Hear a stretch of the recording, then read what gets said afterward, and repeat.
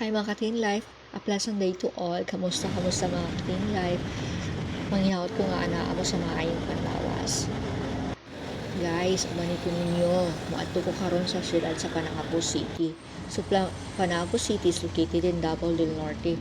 So kabulaman ta na ang Panabo City known for banana capital of the Philippines. So from Davao City, Davao del Sur, going to Panabo, Davao del Norte is 44 minutes. So 30.9 kilometers away from Davao. So for Panabo City Mayor, he is Mr. Jose Iri Lampugos, and our Vice Mayor is Mr. Gregorio Badyong Duhali. Ana ako karon sa terminal sa Panabo. So ubanit ko ninyo guys, sa uban pa na akong adtuan sa syudad sa Panabo. So please like and subscribe sa my channel. Sa mga uban pa na akong video i-upload. Keep safe mga ka-teen life.